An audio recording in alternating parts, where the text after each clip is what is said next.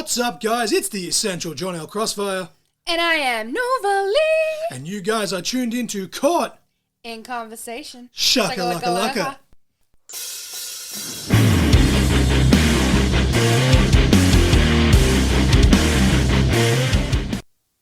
All right, ladies and gentlemen, welcome to episode 168 of Caught in Conversation, chucking dudes around. As always, I am your host, the Essential John L. Crossfire, and my voice is a little bit hoarse as I record this intro and outro. Luckily it wasn't as bad while doing this actual conversation here with our guest today, Violet Blitz, but this cold weather has just got me all messed up between my asthma and just everything else. But it is what it is. We plug on, we move on. Very excited to talk to Violet Blitz today. Nova Lee is still once again a little bit upset because she was hoping to return for this episode, but she's got to put her health, first and foremost. It is what it is, as they say, life goes on. Such is life. I don't know. Insert some sort of weird inspirational quote here that I'm not capable of giving you all because I'm just a nutcase in my own right. But really, really fun conversation with Violet. Still barely scratched the surface of her, entire career in one episode, as the majority of our guests we've had here. How do you condense, X amount of years into just one little 1 hour kind of pocket of time, or even some of our conversations that have gone 2 hours, if not longer. There's still so much to be told and so much left on the table, but that's what makes these fun, because it always leaves it open for a do-over, for a sequel, if you will. I don't know. My brains aren't working, my words aren't working. What are words? Buy the t-shirt.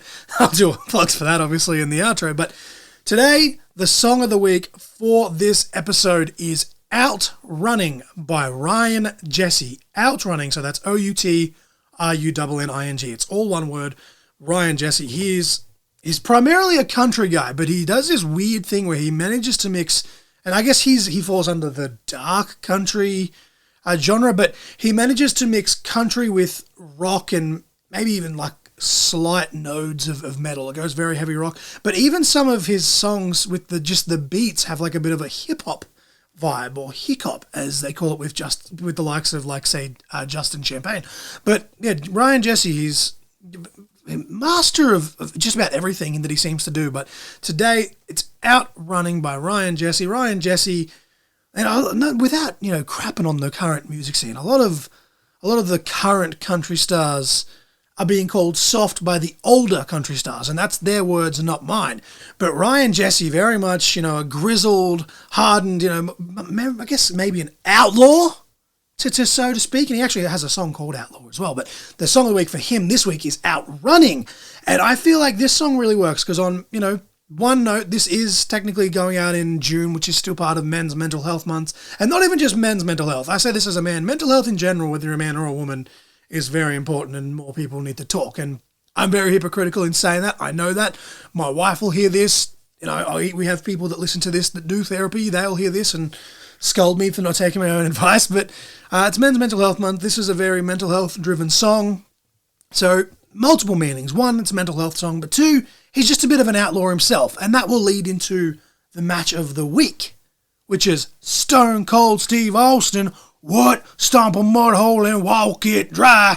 Usually my Stone Cold impression's better than that. People that follow me on Twitch can attest to that, but the sore throat just ain't doing much today. But Stone Cold Steve Austin versus The Rock, WrestleMania 17, no DQ match. Obviously, we all know, well, not all, there's probably people that don't watch wrestling that, again, listen to this podcast just out of support. But there's the big, swerve at the end of the match and shocks everyone even now, and didn't go very much well to plan afterwards, and they had the pivot rather quickly. But Stone Cold Steve Austin versus The Rock, WrestleMania 17, a no DQ match. Surprisingly, in 168 episodes, has never been match of the week, which is crazy because WrestleMania 17 is toted by very, very vast majority of wrestling fans, rather. The vast majority of wrestling fans tote this as the greatest WrestleMania event from top to bottom of all time. And even just recently, we had the TLC match from that. And I was like, we've talked about that how many times? But there's a loophole with this match, because we have had the WrestleMania 19 match on this show twice, despite the fact that we have a list of the song and matches of the week so that we don't double up and try our best to have, original, if that's the term, but have different content every week for every episode. somehow, some way between being legally blind and having ADHD, the WrestleMania 19 match made it on here twice. This match was meant to be on the list for an episode. It just didn't happen by pure mess up now that I think about it. But it hasn't been Match of the Week. 168 episodes is the long story short from people that don't know that. So if you didn't know that, just pretend you didn't hear that. But obviously long-time listeners of the show will know that there was a famous botch involving this match where it was meant to be the Match of the Week. And then I fucked up. But anyway... This is just the joys of running a podcast. Here's a little bit of a trivia before we quickly get into this episode with Violet, because I don't want to talk for too long. Which song has been used more than once for the Song of the Week? Because there is one song, and it's two different versions, so it still counts as two separate songs, but it's a cover song. We've had two separate covers of the same song as Song of the Week, and I allowed that, because I thought, well, if I've botched this bad with the WrestleMania 19 thing, I can slip the two different versions of the same song, because at least it's different versions rather than just the same match, right? But yeah, there's a little trivia for the long-time listeners. But the Song of the Week, long story short, was Outrunning by Ryan Jesse. The Match of the Week, Steve Austin versus The Rock, WrestleMania 17. If you haven't heard that song, I highly recommend you go check it out on Spotify or YouTube or Apple Music or wherever it is you get your music. I do a mixture of YouTube and Spotify. And the same with this match. This match can obviously have been found at least internationally here in Australia and other places that aren't the US. Obviously in the US, I think you can still find it on Peacock, but internationally you can find it on Netflix. Obviously, with how famous this match is, I'm sure you can find it on YouTube somewhere if WWE hasn't put it on their own channel, because the WWE Vault is smashing out some crazy content with the archives, as is the WCW version of the channel. There's so much stuff that's available for free at the moment, and there's only like a lot of those videos, like we're all going crazy right now about the ads during the live broadcasts currently of Saturday Night's Main Event and stuff like that. But all that retro content on the Vault channel, you're getting like 1 or 2 ads for like an hour, 2 hours of content. So that's chef's kiss to me. I haven't thrown out that term in a while. But yeah, Outrunning by Ryan Jesse, Steve Austin versus The Rock, WrestleMania 17. I almost said 19 by accident off the top of my head. 17, WrestleMania 17. Those are your song and match of the week. Go check them out. But I'm going to get straight in now to this conversation with Violet. Obviously, Nova's not here, so I have to do the ring announcing again. I have a sore throat, so I don't know how this is going to go. So, Violet, please don't chuck me around if I do this in injustice. But what I'm going to do, as always, I'm going to press the button, and then we're just going to get to this conversation, because y'all don't want to hear my voice. Y'all want to hear Violet. That's why you're here. So, without further ado, ladies and gentlemen, from Adelaide, South Australia, she is your current reigning and defending Big Shed Beer champion, standing at just 5'1", the Lil Bruiser, Violet Blitz.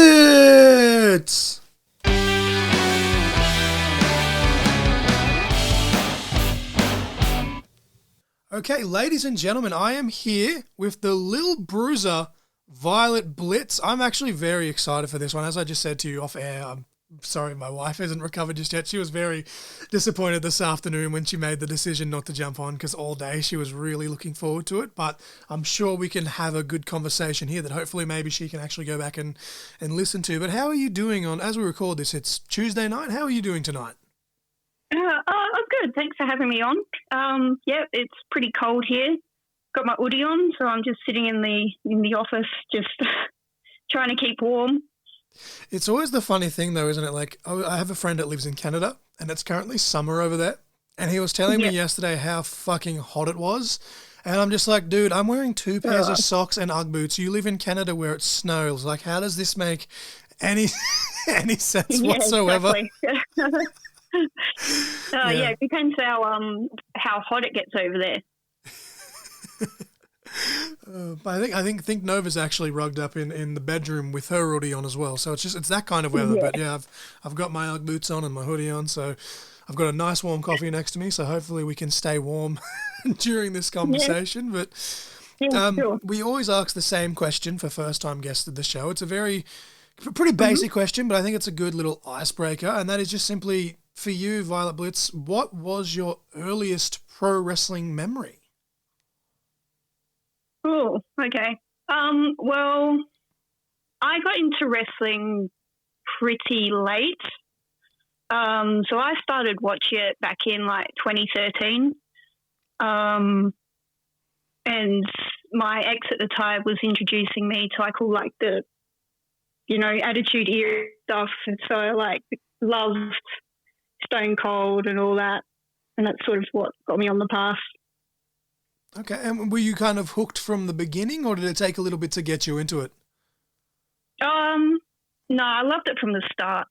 Like, just some of like the outlandish stuff they were doing. I was like, this is so stupid, but like, it makes sense. Have you seen the meme where it's like, I'm going to butcher the actual words, but it's like, forget like your Marvel movies, forget your soap opera TVs. I'm watching like a billionaire's son electrocute his, watching a burn victim electrocute a billionaire son's testicles. There's a walking cowboy zombie. There's like this, there's that. It's like just a list of like things where they reference like Kane and Taker and Austin and all them. And I'm just like, it's just this like little paragraph, but it sums wrestling up in such a questionable thing. And you're like, wrestling is so fucking stupid when you think about it, but it's like the best really thing ever. Yeah. At the same time. That's what makes it memorable is the characters and just, the promos even, and just like the little segments they do kind of just tie it all together. It's not just about the wrestling. Well, like legit, like I can sit here and be like, oh my God, like Shawn Michaels versus Kurt Angle is a classic match. But my all-time favorite promo is legit when The Rock and Stone Cold are singing duets together in the middle of the ring, and they just start singing like old school 50s country songs. And I think they throw the Gambler in there as well from Kenny Rogers. And then it ends with him hitting him with a rock bottom. And it's just like, on the surface, if I was to show this to someone with no context, they'd be so confused. But but for us, it's like, yep, that totally makes sense. I love that. So from at what point then, because obviously, as you said, you came in a bit late, at what point did you discover that wrestling existed, I guess, outside of WWE/F at the time?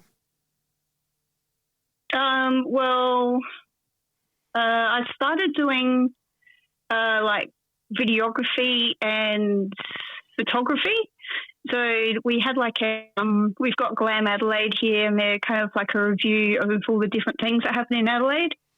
And so one of the companies had reached out and asked if I could go and do like a little review on their show, and that's when I first learned about it. Oh, nice. Are you still doing the photography and videography on the side, or? No, I kind of gave that up. Had to be realistic and find a real job. Okay, well there you go. I was going to give you a chance to plug it, but that's cool. Did you what was like the craziest thing that you got to like do video or photography for in terms of like events? In terms of like within wrestling? Oh, just like in general, like whether in terms of like music or anything like that, like. Because like Adelaide has a pretty like cool scene when it comes to a lot of that like that kind of like stuff, whether it's live theatre or music or anything. Yeah. You've got a lot of cool stuff over there, so I'm curious now. Yeah, I've done all sorts of stuff. So I filmed some opera.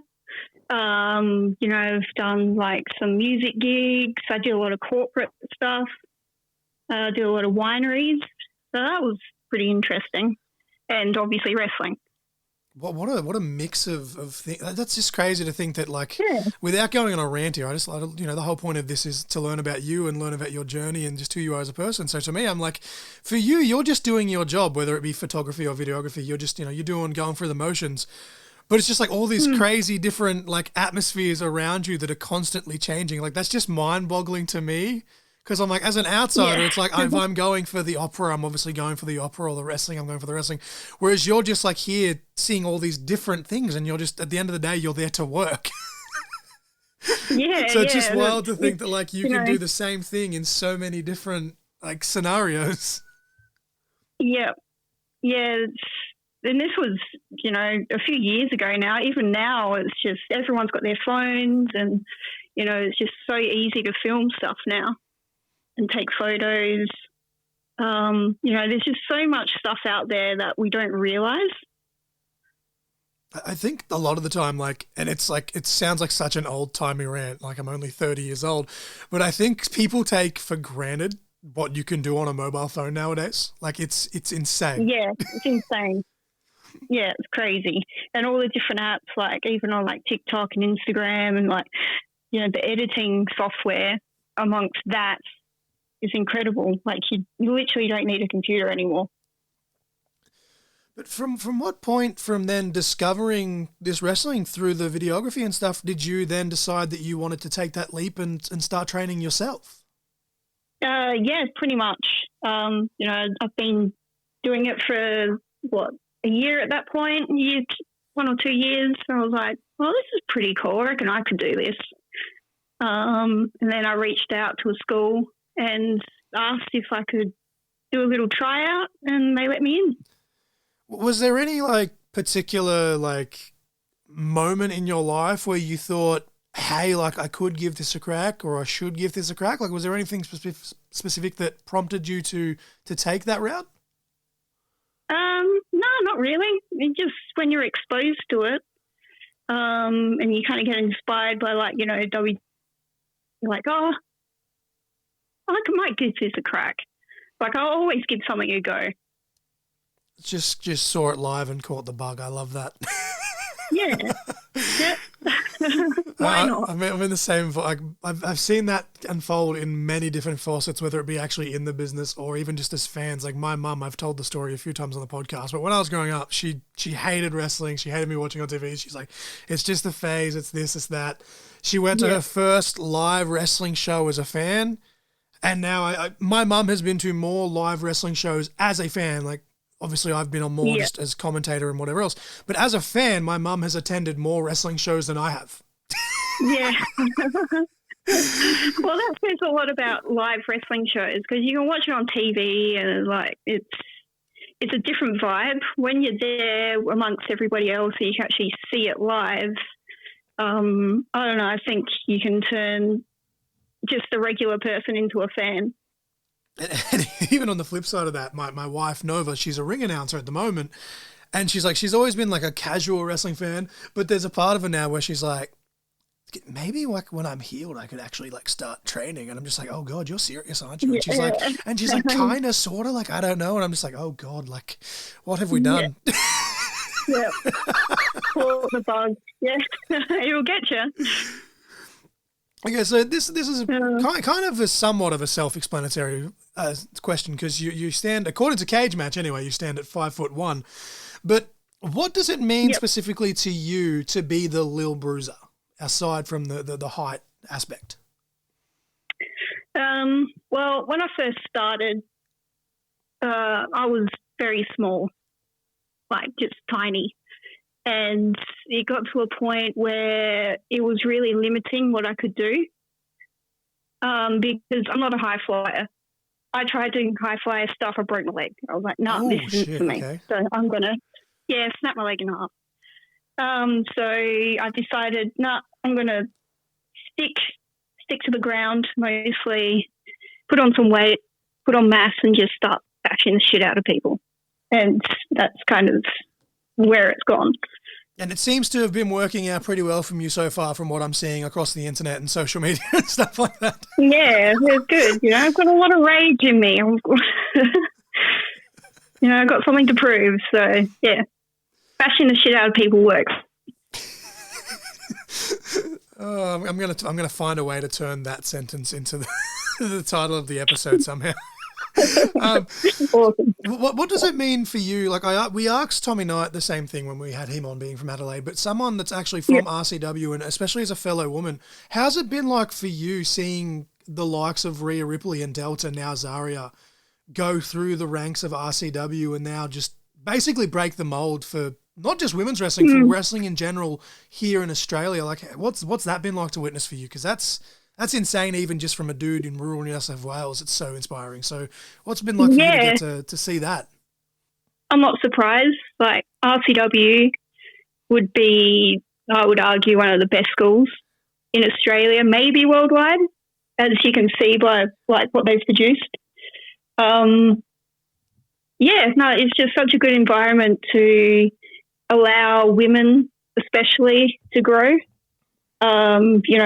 With appropriate feedback and, it's not all just like, oh, well done. It's like, no, you can do better, try this, do this, and really push you to go further.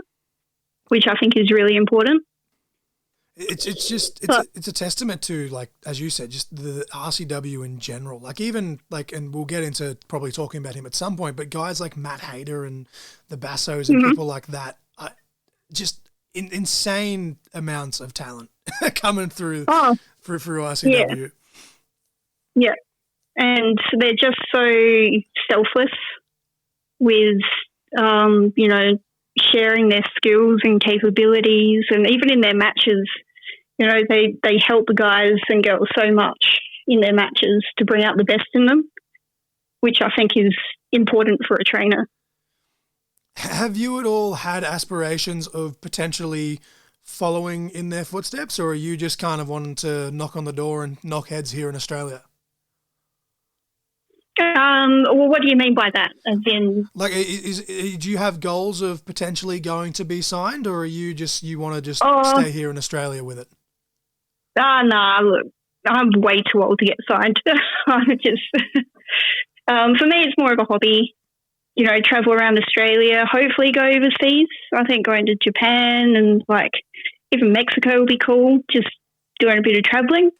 But hitting the big leagues probably isn't for me at this point.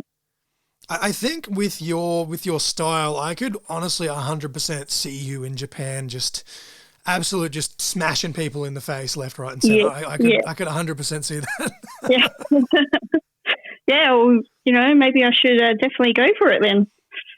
I'm sure you could hit up like a Hartley Jackson or someone like that to put a good word in for you. But that's cool. Like that you've got an outset of goals, because like for me, like, and it's so naive to think about it. Like as a young kid, I was like, oh, I want to be a pro wrestler, and like as like a 10-year-old, you're like, one day you're going to main event WrestleMania. And then as I got older, obviously I realized that wasn't realistic. But one of my goals was to like still work for TNA, and I'm like, okay, that's never going to happen. But then they came here to Wagga, and I was like, I didn't actually work the show, obviously, but I did some media work and stuff for that, and I'm like, cool, if they come back, maybe that can come to actually, doing like, even if it's just backstage interviewing, but doing something on screen. But like, it's cool that you've got an outline of this is where you would like to go, and for sure, 100% could see that happening. It's just weird for me, because like, even as someone that's obviously, never going to consider doing that ever,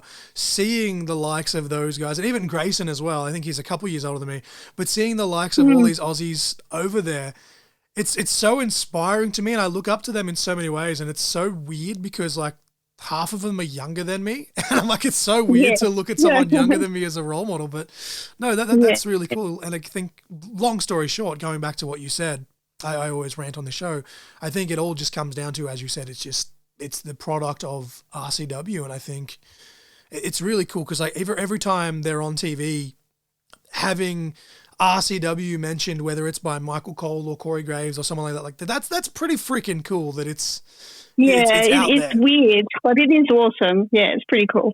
Being friends with Daria, like in real life, and then like seeing her make it and seeing her on TV, like social media, it's so weird but really cool. Because I remember, like, was it, trying to think what year was it, the Elimination Chamber? That was 2023, I think, or was it 2024? I can't even bloody remember. But when they did, like... they blended them together. Yeah, when they did the tryouts anyway, they had a handful of people there, and they showed, like, a little video clip of a few people that were there. And it was so cool because, like, there was a, handful of people there that myself and my wife immediately recognized. But Delta, Daria, Zaria, whatever you want to call her, she immediately stood out in that clip. And we were like, even if she doesn't go to WWE, she's 100%, going overseas. And then when it was announced that she was going overseas, but we just don't know where, it was so fun because everyone was speculating and fantasy booking, which it's always fun. And I even said myself, I thought she was going to go to Japan and absolutely kill it. But the fact that she was actually signed, as a fan, I popped, but I wasn't shocked in the slightest either. So it's just really cool. Nobody was. Right, we knew it was going to happen. It just was a case of when it was going to happen.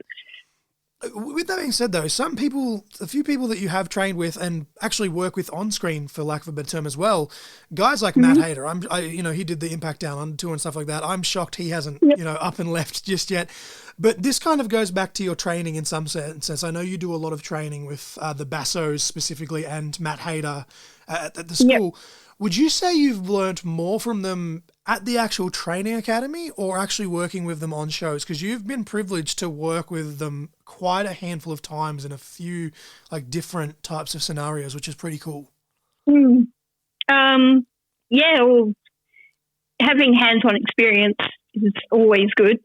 So I think definitely being able to work with them has definitely helped, especially becoming a part of Old Guard. They've just got so much knowledge and really pushing me to be better and to do more scary things. I think that's important. And Matt Hader, he's an acquired taste, but he's fine.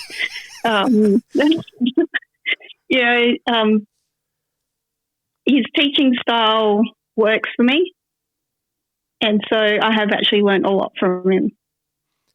On the flip side of that, you're coming up 7 years now in the business, which, you've been doing it pretty regularly, especially with the schedule that RCW does have. So with all due respect to a lot of people that say they're veterans that, once they're 10 years in, they're a veteran now. I'd say you're pretty close to closing in on being a veteran with the 7 years of experience that you have with RCW and other areas as well. Do you think there's anything that your coaches or even just peers in general have learned from you by this point? I think with some of the less confident people, because I have like real bad anxiety and bad memory and all that sort of stuff. So it's been a real battle for me in the business, to be honest. Some of these that are anxious themselves have been able to look up to me, and I've taken them under my wing a bit. That's really cool though, that you can admit to yourself that we all have struggles, but a lot of the times people try and hide them. But the fact that you can publicly say you have these problems, and because you've had, I don't even know if using problems is the correct term, but you've had this these issues, and you're then able to then identify that to help other people. Like that, to me, that's what the business needs more of, because there's a lot of people that, without going on another rant and whatever else, wrestling is full of a lot of egos and stuff like that. So the fact that you're able to say that, I guess demons for lack of a better term, but the fact that you're able to recognize that you have these kind of, I guess, quirks, going back to my conversation I had with Michael Lee, he said everyone has quirks. The fact that you're able to take these quirks, which a lot of people in everyday life would look at as a disadvantage, and you're able to use that as a positive for other people, that I personally find that very cool and very admirable. So that's really awesome. Yeah. And I myself, I have completely episode with that. I have terrible anxiety. I hate talking to people. And then somewhere along the way, this thing called COVID came along, and I decided, like everyone else and their dog, to start a podcast. So so I appreciate you coming on here and chatting even with the anxiety problems and stuff like that. I greatly appreciate that. But no, I'm glad to hear that you're able to help people for the better, even just in that aspect, even if it's not in a traditional a training type of way. But because some people, they have a dream and they have their own goals, and they're getting held back by themselves, which I completely relate to. And, like you said, these egos, they just pick up stuff really easily, and they're, life of the party sort of thing, and all these other people kind of get shoved in a corner. I'm like, no, come out, I'll help you out. I love that so much. That's really cool. But you mentioned the Old Guard just previously. I actually had a question written down, because you've been in a handful of different teams or factions, whatever you want to call them, because there's always been a handful of different members. Some of the members have stayed consistent throughout the various, different incarnations of those. But what exactly makes the Old Guard stand out compared to the rest? Well, you look at the skill level and how long they've been wrestling for. Like Dean Brady himself, an incredible wrestler, great wrestling brain. The Bassos. I don't know what you could say about it. They've just got so much knowledge and so much skills. I think, as you said, that kind of does speak for itself. Especially the Bassos. My wife, when she first started realizing that there was Australian wrestling. The Bassos were two of like the first wrestlers that she kind of found pop up on social media, and she's just like, oh my God, like she's always saying like, how are these guys like not famous, basically, for lack of a better term, because the experience and the knowledge and everything is absolutely tenfold. But is there anything, obviously, you know, for the most part, you want to keep evolving and you don't want to like look back in the past or anything, but with the previous versions of the teams that you've been in before getting to the old guard, is there anything looking back with those that you would have done differently before coming to the old guard? Trying to think. So the first faction I was in at ACW was the Purge. I really liked that kind of gimmick I had with like the baby mask and like this kind of creepy doll sort of gimmick. I think it would have been really cool to explore that a bit further. But, you know, we've all got personal issues, things happen, things don't move forward. And so, yeah, that sort of dissolved. Yeah, I think that would have been really good to, but I think there's too many gimmicks now with that sort of style, so I don't know if I would bring it back. You know, I can understand that. Like for the time you were doing it, it could have been fun to explore, but like looking back in hindsight, as you say, like you'd kind of probably get lost in the shuffle at this point if you weren't the little bruiser. So that's fair enough. That's fair enough. Switching gears a little bit though, as we record this, you are currently the Big Shed Beer champion. Is there anything? Sure am. Yeah, she's the champ. Put some respect on her name. Is there any difference for you in the way that you approach a festival type of show compared to, say, I guess, for lack of a better term, a traditional type of wrestling show? Festival shows are fun. Like, you're just going out there. It's for casual fans, people who've never seen wrestling before. You just go out there, you just go do dumb shit. That's the basic premise of it. But the difference with these Big Shed shows is they are part of our normal lineage of shows, if that makes sense. Yeah. We just sort of amp it up a little bit to cater to those people that have never been to wrestling before. How's the crowd work compared to those shows, compared to a traditional show? Because I've heard people say negative and positively in both ways. For me personally, I actually prefer those shows. I've had the privilege of working a couple of them, mainly just like small community festivals, nothing crazy like a beer fest or anything. But I always prefer the casual fans for me personally, because whether I'm wrestling or commentating, or there's been a couple of times a ref, I prefer, to me, I think it's more fun with the casual fans, because I guess on one hand, like if you make a mistake, Lord forbid, it won't be, you know, it'll be a bit more forgiving. But I like for me, I feel like it's funner and it's more of an achievement getting to kind of toy with them, or I guess work them, for lack of a better term, than it is compared to a normal wrestling crowd. Yeah. They can vary. Like, you know, I've been in front of some crowds where they just don't know how to react. And so you got to try and feed them, like, you're booing this person, you're cheering this person. And eventually they pick it up. And then some are like really rowdy and they love it and they understand it right away. But it's kind of the kids you want to get. If you get the kid crowds, they're all over it.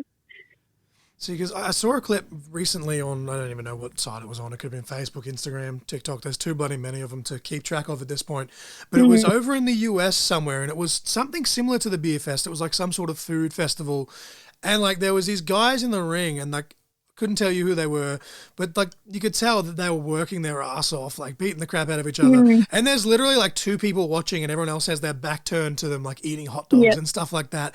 And I'm just like, I've always been thankful that, and especially like when you see what PWA does with the West Tigers and stuff like that as well, that it seems in Aussie wrestling, for the most part, the families, they don't do that. Even if they are casuals, they kind of go, oh, what's this? And come over. And as you said, the kids are the ones that are like really into it. But have you ever had an experience where like you struggled to get them into it because they weren't traditional fans, or? Yeah, there have been moments. But you just keep going, because you can't just stop the match and be like, oh, enough. Like you gotta sort of like persevere through it, and hopefully you can get some sort of reaction. But if you don't, then oh well, that's kind of their loss, really. Which is more fun for you, just on a personal level, between having the festival shows or the traditional shows? The festival shows for sure. You know, you don't have to follow any real proper structure for a match. You can just go out there and, you know, chuck a dude around, you know, do some silly poses, do some yelling, and yeah, that's it. It's great. I love that. You've just kind of, again, with one sentence, just encompassed everything. Chucking dudes around, posing. It's a good time.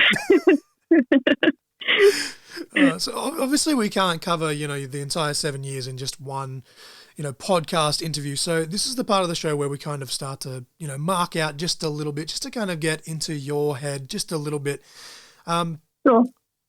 You can answer with as many different options as you want. This isn't a gun-to-head answer. But in terms of wrestling matches, when it comes to, you know, wrestling matches and just having fun, as you just said, what are some of your favorite matches, both that you've seen, whether that be live or on TV, and then, of course, ones that you have had personally?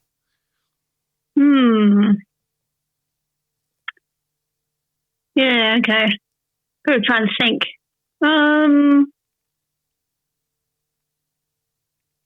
Oh no, I've blanked. I'm trying to think. We had a Fringe show. So I don't know if you've heard of like the Adelaide Fringe. Yes, it's like a big festival. Yeah, a couple of weeks. Yep. So one of the councils had like their own sort of offshoot of that, and we were invited to that. And yeah, just went out there. It was hot. It was stinking hot. Just went out there and just had a lot of fun with it. And that was this year. Yeah, that was great. It's probably my favourite that I've had. And who did you face on those shows? One of them was definitely not Matt Hayter in a mask. El Matador. And the other was Hugh Beauty. Oh, okay, yep, from Canberra, yep. Yeah, yep. So we just did a couple of silly little matches. Hell yeah. What about ones that you have seen? Because as you said, you didn't really come into it until about 2013, 2014, but you have since gone back and watched like a lot of stuff. So what's kind of your go-to when you're just, if you want to kick back and chuck some wrestling on, what's kind of the go-to thing that you'll chuck on? I love like the old school Raw. So, you know, all the stuff with like Steve Austin, all that sort of stuff. It's just great. Like really easy to watch. Silly. Yeah. Love all the old stuff. Who's your favourite, maybe not favourite match, because he has had a lot of great matches, but who's your favourite opponent of Steve Austin's? Ooh. Probably The Rock. Yeah, look, I'll allow that. Yeah. I know it's a very generic answer, but, you know, it's pretty good. I feel that, though, and it's all kind of making sense now with the persona that you're telling me that you portray, because, you know, Austin's just out there punching people in the face, dropping stunners left and right. But no, like whether it's, you know, Taker, Austin, Rock, I should say Triple H, Rock, not Austin Rock. Austin's facing himself, apparently. But, like, you know, the matches with HBK, but I can see that now. It's all starting to picture together. She's the beer shed champion, so go figure. Yep. So she's just like a long-lost relative of Stone Cold Steve Austin. I love that. Yeah, it all makes sense. Yeah. In terms of opponents, now this question is completely open for interpretation. We've had people be completely wild and wacky with this question. We've had other people go, oh, I'm not a mark, so I'm not going to answer it. But if you had an ultimate dream opponent, who would it be and what would the stipulation be? And that can be either fantasy or realistic if you'd prefer. If we're going to go like real life, like someone within like the rules of my world, I would love to have like a full-on match with Mickey Fortune. Oh, dude, I'm a big fan of Mickey. She's insane. Yeah, like a hardcore match. I think that would be pretty sick. We'll just throw that out in the universe and hope that RCW or ACW or someone Maybe someone in like Victoria or somewhere for you, so you can both travel. Perth, I don't know. Dude, where's my ring? I don't know. Yeah, let's make it happen. And somebody like a fantasy person. Oh, I don't know. There's too many. That's a fair enough answer, though. Like, there is literally probably millions of wrestlers that have ever existed. I've just completely blanked on like who, like, you know, a famous wrestler. Who would I pick? I'm like, I don't know. But see, the funny thing is, a lot of the time when we ask that, people will answer both parts of that. The ones that people usually struggle on is the realistic ones. So I like that you were able to straight up go, I want to do this with Mickey Fortune. So hopefully at least if anything comes out of this conversation, hopefully we can at least manifest that into the into the universe. Yeah, I'll talk to the bookers. Now, the last official question, it's a bit of a shorter episode today because Nova wasn't here to co-host with me, but the last official question, we always ask a non-wrestling question because we kind of just try to have a fun fact sort of thing, and we try our best to tailor it to the people. It kind of comes back to wrestling a bit because, as we said, you are the current beer shed champion. Don't ever put everyone respect on the champ's name, but what is your go-to drink of choice, whether alcoholic or not, and do you have a specific type of beer that you prefer? Well, full disclosure, I can't actually drink beer because I have celiac disease. Oh, damn. Too much gluten in beer. So my sister has that. Not a fun time. So, you know, in free beer, it's just like flavoured soda water. But yeah, unfortunately, I can't drink real beer. I do love a vodka soda though. Hell yeah. Yeah, it's just like my go-to. Vodka soda keeps you hydrated. You don't get hungover as much. As kind of like a bonus question though, like as someone that struggles with celiac disease, because my sister, she struggles like really bad with it because pretty much everything has gluten in it in some form or fashion these days. Obviously, you're working these wrestling shows, so you know obviously, but from my own experience, by the time the ring's back on the truck and back in the shed or wherever it's being stored or whatever like that, it's usually 11 o'clock, midnight. Like I don't get home until 2 a.m. most shows. So how do you find trying to get a post show dinner when you can't have like limited options? I just make sure there's something at home to eat, or I bring something. I always try to be prepared. You know, it's kind of a tradition. We go to like a 24-hour bakery, and everybody gets like they look so good, like all their really nice meals and hot meals, and I'm just sort of sitting there with like a fruit salad. Kind of, it's depressing, but it's just the reality of it. Does that interfere with like the wrestling at all? Because I know my sister gets like really bad like she has PCOS as well, so she has other issues, but she gets like really bad like just pains and cramps and stuff just in general that go along because of like all the inflammation and stuff of the stomach for people that aren't aware what comes with that. Does that make it difficult for you to wrestle at times? I'm actually pretty good at sticking to my diet, so I don't think there's really been an incident, thankfully. Well, there you go. Yeah. Maybe that's what my sister's doing wrong. Maybe she'll listen to this and just feel like she's been called out. I think she needs to avoid gluten. That'll help her. Yeah. Well, there you go. Yeah, because I got a few friends, actually. I've got, I think, 3 or 4 people that I know that have it in some sort of fashion. I've got 2 of them that are full-blown celiac, but then I've got like other friends and family that are just like gluten intolerant, so it's like they can have it in small doses. But yeah, well, there you go. So maybe people just need to stick to their diets and they won't have any issues. Yep, that's my diagnosis. Dr. Violet says stick to your diet. Yeah, I'll bash you otherwise. Could you, I swear, you know what, like, obviously completely like of a rant. I've been having eye problems since the day I was born. But I've been having problems from eye surgery for 3.5 years now. It still hasn't healed. Right. The amount of people that I see come into the doctor's office that have like been told off because they just haven't taken their eye drops or whatever, just because basically they were too lazy to, or they didn't feel like it or whatever else. And look, I'm not going to get into other people's personal lives because maybe they've got mental health issues that, makes the motivation hard. But I feel like obviously you couldn't do it anywhere, but the ultimate like Aussie humor. Like if I just had like some bogan doctor that was like, do this, take this, or I'll bash you. That has to that would be the perfect motivation, I feel. Yeah. Yeah, I think my doctor had a sense of humour before he retired. He would mix about stuff, and it is a motivator to stick to like the plan. I think all these doctors are way too serious. If you just try to be funny, then we might take you seriously. See, we're learning even more than I thought we would on this. We're going all over the place, and I absolutely love it. It might be the ADHD. Oh, if I've cut you off at all any time during this conversation, by the way, I apologize because I'm ADHD as fuck, and as is my wife.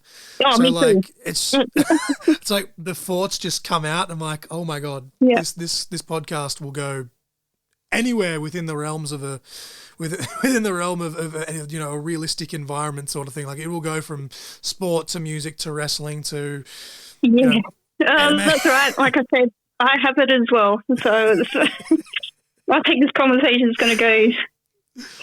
Like I did an interview with Pogo the Clown, and he's a massive like film buff, and like something was said, one of my questions, and all of a sudden he started just going on a, I don't want to say rant because it wasn't a rant. It was actually very informative for me. But he was telling me about like the difference between like these two different film studios and like how one had bought the rights to this like movie and that movie. And I was like, where do you even find this information? First of all, second of all, how do you remember? But as we start to wind down on this conversation, Violet, where can we find you on social media? Do you have any merch available? And what are your upcoming bookings as of this recording? Well, I hate social media, so I'm just very basic. Just my Facebook and my Instagram. Just search up Violet Blitz, and you should find me. I do have merch. It's not in any sort of store. You just got to contact me and I can show you what I got. We've got a couple of shows coming up.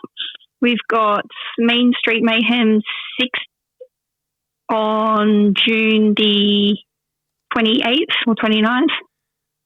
And we have got RCW 300 at the Big Shed Brewery on July 11th.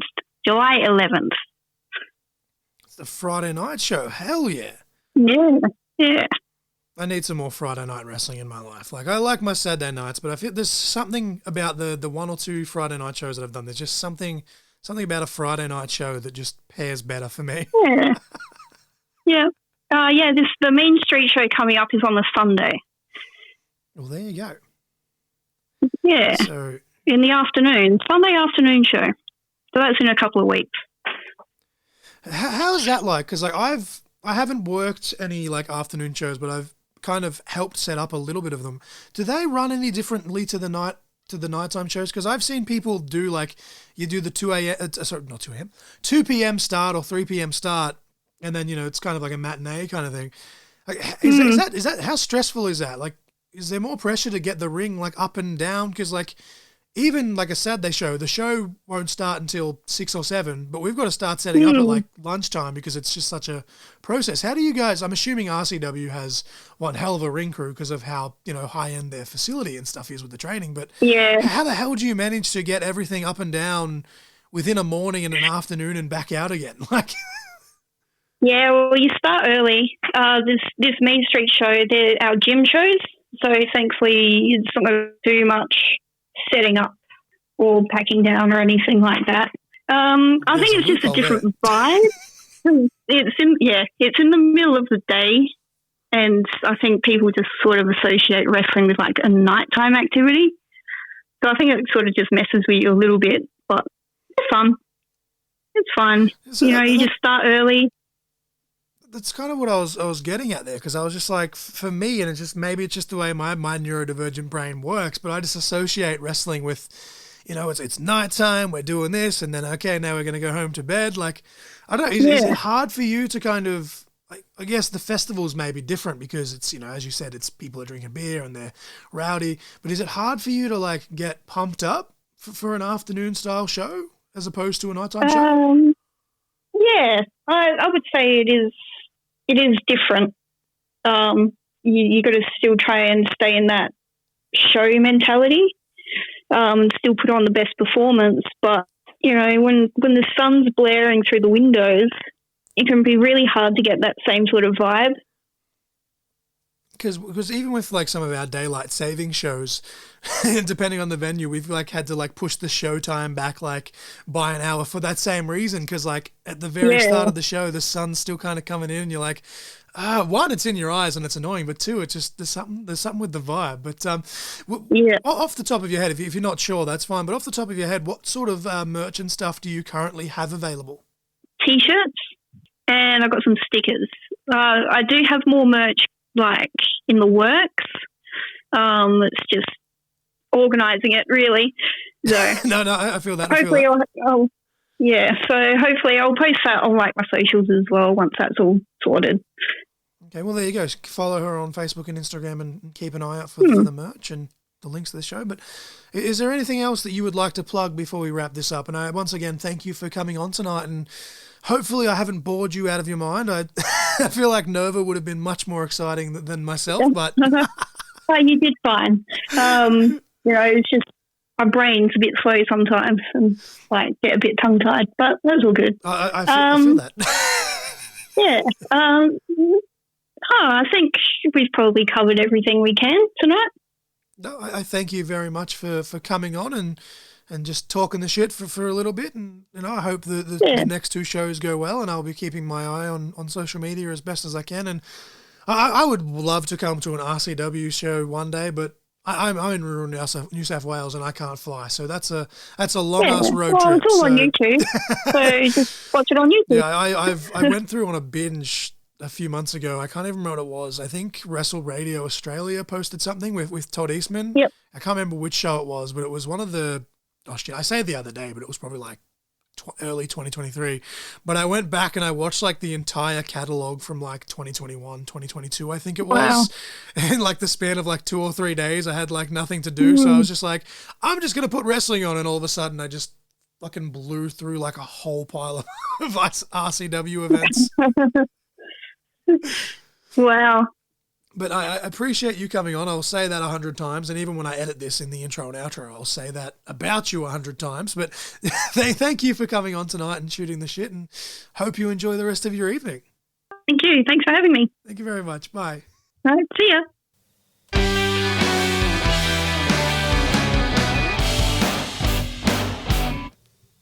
Okay, ladies and gentlemen, that, of course, as we established, was the Lil Bruiser, Violet Blitz. And I just realised, right, obviously, intro and outro, they go in succession. I realised while I'm putting that intro together, or while skimming through the intro after I put it together, that I was talking, like, I know I talk fast naturally. I get that from my mum. That's just the thing, unfortunately. I noticed that I was talking like 100 miles an hour in that intro, and I think the caffeine must have kicked in too much, because like, I usually talk fast, but not that fast. So if I sounded like the fucking, the Energizer battery or the Duracell bunny or something like that, insert cheesy joke. I had a joke and I literally lost it as I was saying it. But if I sounded like I was in fast forward for that intro and you felt like I was just giving crackhead energy, one, you're right, but I apologise. I said a whole bunch of shit. Still took me 7 minutes to say it. 7 minutes to say it. See, look, I'm doing it again now. Took me 7 minutes to say it all and still said it all in fast forward. So, I don't know. Maybe I talk too much. Maybe that's my problem. Maybe that's why I have a podcast. Maybe that's why I do commentary. But actually, as I record this episode, the same day that I recorded the actual interview with Violet, because full disclosure, the episode was Tuesday night as we recorded it. I'm recording this intro on Thursday morning. That same day that I interviewed Violet, I actually did, and I'm I can't say too much in case, for whatever reason, heaven forbid, something happens where it doesn't see the light of day. But on a technicality, although I wasn't there in person, have now made my interstate commentary debut by the power of this very microphone that I'm using right now for this interview. Recorded, 2 hours and 18 minutes, I think, of commentary, just a few hours before interviewing Violet. So that's probably another reason why my voice is a little bit hoarse. I've been talking way too much. I got the conversation with Phil Stamper coming up. As I record this episode, it was meant to be this morning. It's meant to be tonight as I record it, so it should be next week's episode. Cheap plug. Hopefully that all goes well. Obviously, we've got the EC Diamond one coming up. We have another NWA champion in the pipeline. I can't say who just yet because we're still trying to lock in a time and stuff, but we've got a lot of stuff going on here, so it's kind of understandable that my voice is a little bit hoarse, and I'll say the same joke that I made in the intro just because dad jokes are the best. Nay. Anyway, thank you very much to Violet for the 100,000th time, as I do every single week on this show. Very grateful for you giving us the time of day. Very grateful for you taking a chance on Court in Conversation.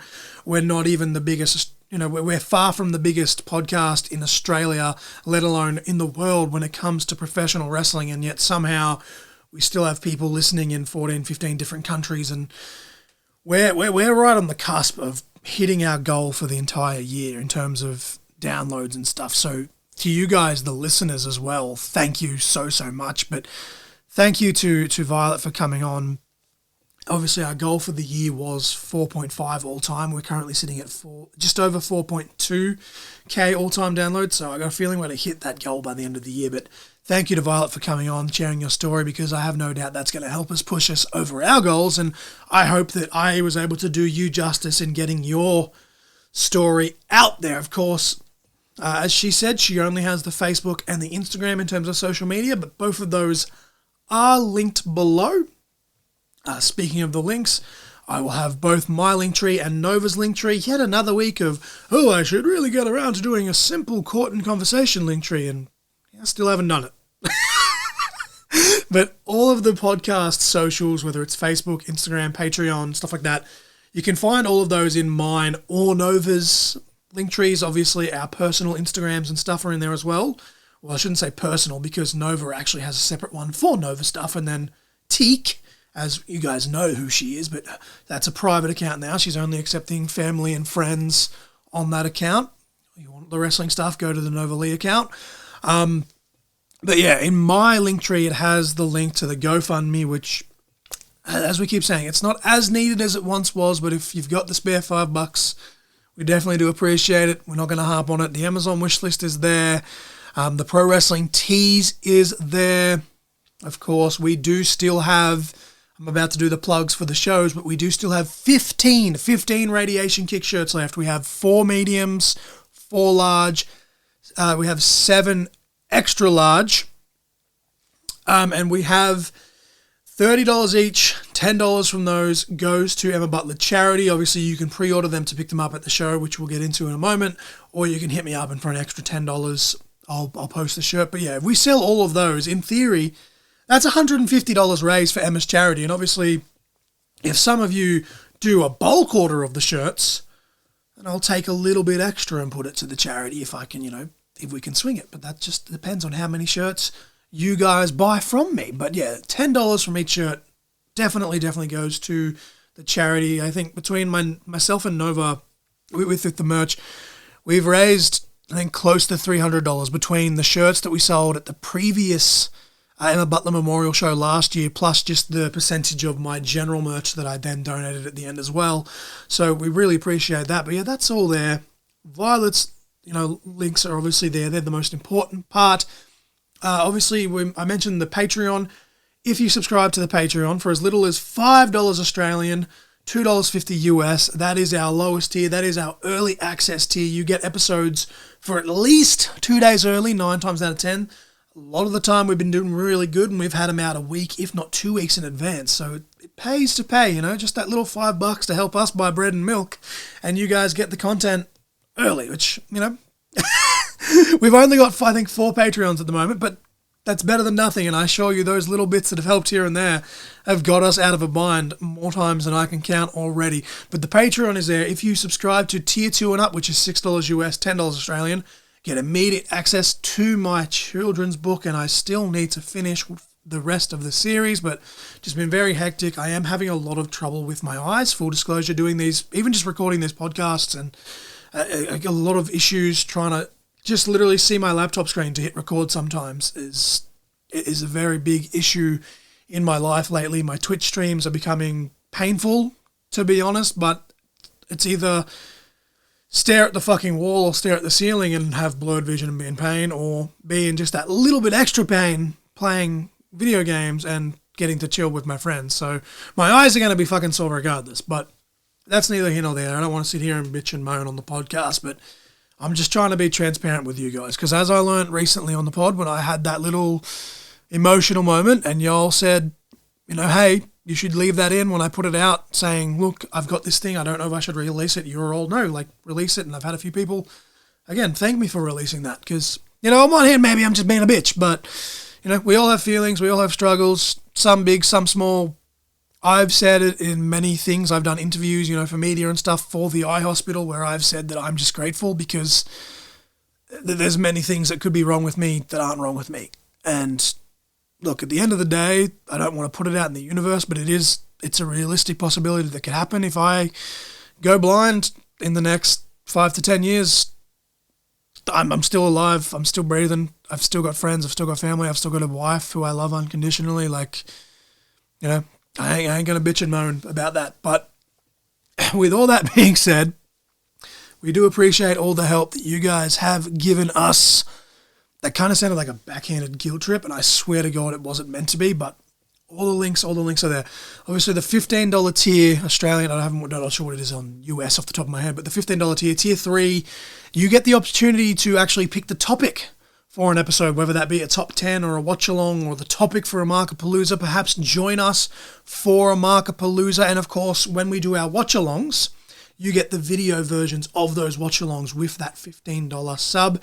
And then our $20 tier, the top tier, which is our Supernova tier. Again, Nova's not here, so I can't do it the way she does it. And I forgot to say $5 dues for the early access tier. I just said $5. $5 dues is what I was do. But yeah, the $20 tier, the top tier, I'm all over the place today. The caffeine, I think, is hitting me a bit too hard as I record this. Of course, the top tier, you'll get like everything that I've mentioned. It's all there. Plus, you'll get shout-outs in the intro and outro as long as you are the top tier. And as I've said before, if we get enough subscribers to the $20 tier, I do have wrestling merch that I have been trying to sell. 1, to declutter, but 2, to play bills. So it's like just memorabilia, but both stuff that is my actual John Crossfire stuff, and then just old WWE or WCW, TNA stuff that I've been getting rid of. So it's like, hey, if something's valued at, and I've said this before, if something's valued at like $150, $160, then maybe you guys, if there's 5 of you, that's $100.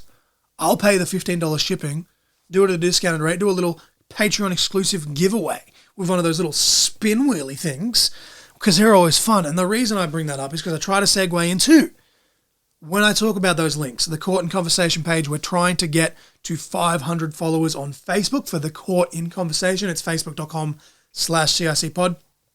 Once we get to 500 followers on Court in Conversation page, we will be doing a giveaway. Now, this giveaway is only available to those in Australia and New Zealand just because of shipping rates. I know, as I said, we've got 14, 15 countries that listen to this. If you're willing to pay the shipping, just pay the shipping, that's fine.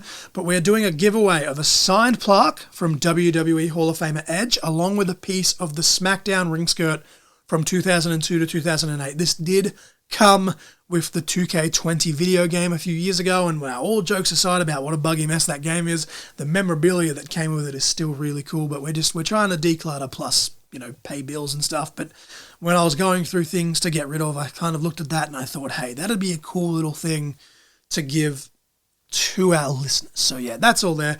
And of course, spinny wheel things open to anyone and everyone in the entire universe because it's going to be digital. I'm trying to get my graphics page back to 300 followers. I was at 290, but I culled a whole pile of bots and burners accounts. I'm just under 250 now. Once Crossfire _graphics on Instagram gets to 300 followers, I will be doing a giveaway with one of them spin wheel things. I just love doing the spin wheel things. Any chance for me to do one of those spin wheel things now, I'm all on it. Because Nova and I literally use them to pick movies on date nights and stuff like that as well now. But the winner... So what I'll do is once I get to 300 followers, I'll put out another post with the instructions. Once you follow those instructions, you get entered to the giveaway, blah, blah, blah, blah. And then I'll do like a spin wheel thing, and the winner gets a custom 8x10 of either themselves, or they can have one commissioned for their favourite wrestler or music artist or, stuff like that. So that's all there. But of course, don't stress too much about us. Like, while I appreciate it, of course, go back, check out Violet's things. But I think I need to get to the actual plugs now and get out of here because I've been talking for way too long and I apologise. But we've got so much stuff to cover in all of these interviews and episodes. But without further ado, on Sunday, July 29th, it's an afternoon show, RCW Mean Street Mayhem number 60. And yes, I had to Google what number that Roman numeral stood for because it's been many years since I've been at school, and concussions and ADHD and blindness and headaches and everything else. And I'm just dumb. I'm a dumb person in terms of the traditional IQ. I got lots of street smarts, but yeah, I had to Google this. Anyway, Mean Street Mayhem number 60, Sunday, June 29th. It's an afternoon show for Riot City Wrestling. If you're in South Australia or have the means to travel to South Australia, the link to that will be below for tickets. And then fast forwarding, Saturday, July 11th, RCW 300, of course, again, link to that is below. And then also on Saturday, July 11th, Friday, July 11th, I'm botching like a sumbitch here, Friday, July 11th for RCW 300. Okay, Friday. Also, on Friday, July 11th, through the Saturday and to the Sunday, which is the July 13th, MXW in Victoria are on tour with former WWE superstar Brian Kendrick. They're actually doing free 8x10s. Speaking of 8x10s, I didn't make that one, but it is a beautiful design. I want to put that out there, but I want to preface, I didn't make it. That's not why I'm saying that it's cool. Free 8x10 of Brian Kendrick, which you can get signed with certain tickets. So go to the Facebook page. I've linked one Facebook post for there instead of a traditional link because it contains all 3 separate links in that one post and all the details and stuff and things that you need to know. Obviously, follow MXW on socials. When you click that Facebook link, hit the like or the follow and whatever else. But yeah, that's all there. And the Sunday show specifically is the one I'm more intrigued in, personally. Obviously, go to all of them or one of the other, depending on which area of Victoria you're in. But the Horsham show is actually Web Wars. Fan voting on Facebook and Instagram to determine the outcome of these matches and who faces who and what kind of stipulations these matches are going to be. It's all fun stuff, and I was a big fan of the Taboo Tuesdays and the Cyber Sundays back in the day when WWE were doing them. And I feel like in this day and age, these types of shows work even better tenfold with the age of social media we're in. But anyway, and Saturday, it's definitely a Saturday this time. Saturday, July 19th, ECW Extreme Capital Wrestling, or ECW brackets A, as I always say on this show, because I talk a lot about Extreme Championship Wrestling on the show. But Extreme Capital Wrestling, the ECW of Australia, has guilty verdict Saturday, July 19th. Dad Squad, their very first defense of their new tag team titles. In a gauntlet match, no less, Tag Team Turmoil, they're entering first.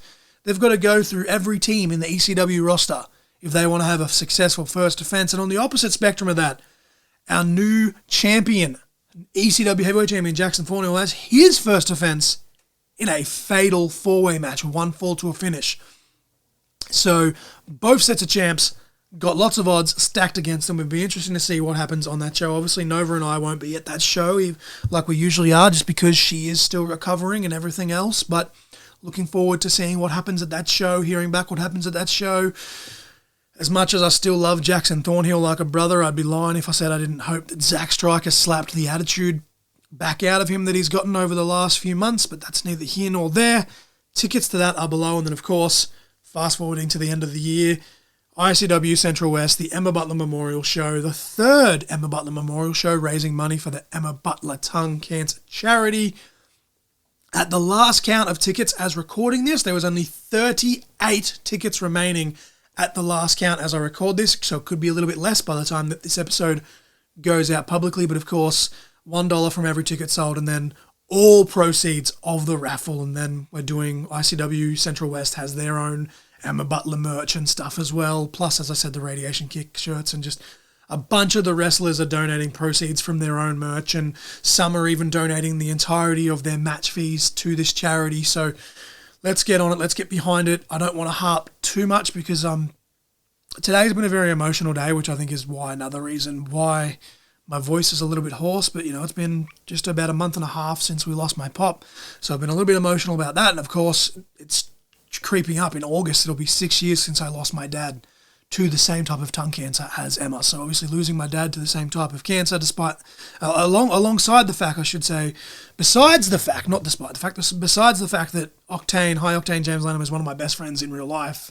Not only are we bonded by wrestling, we're also bonded by tragedy, unfortunately, with my father and now his late girlfriend passing from the same type of cancer.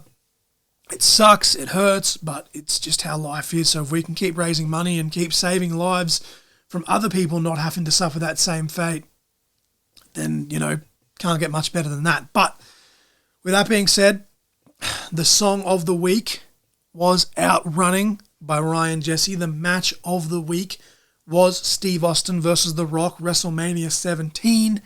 I feel like I've talked way too long, but again, I've got to try and get everything in, and I don't want to just gloss over everything. But, all the links that I mentioned, all the stuff, all the things, obviously, Violet's Instagram and her Facebook, which are linked below. Go follow her. Go see what she's up to.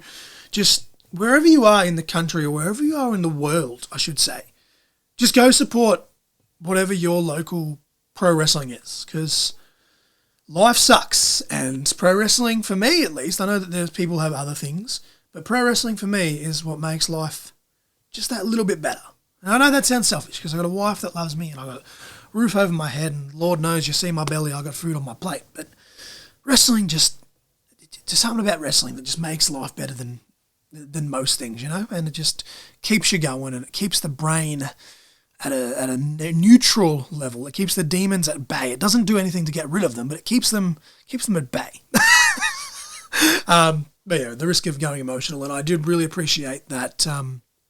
Without going on too much of a rant, I did appreciate where Violet was very open about having her anxiety and stuff with talking, and the fact that despite that, she still came on the show, and we really were appreciative of that. But the fact that she said in the conversation that she was able to, use her anxiety and stuff in a positive way to help some of the younger trainees find their voice, so to speak, or find themselves or have confidence in themselves is absolutely awesome. It's absolutely amazing. But yeah, thank you once again for the 100th, millionth, still reeling after rewatching all three Austin Powers movies like a month ago. It's still stuck in my head. But thank you to Violet for the umpteenth time for coming on the show, and thank you guys for listening to me rant way more than I should, especially when Nova's not here. I just keep going and going. I am the essential John L. Crossfire. You were just caught in conversation. Shaka laka laka, titty sprinkles.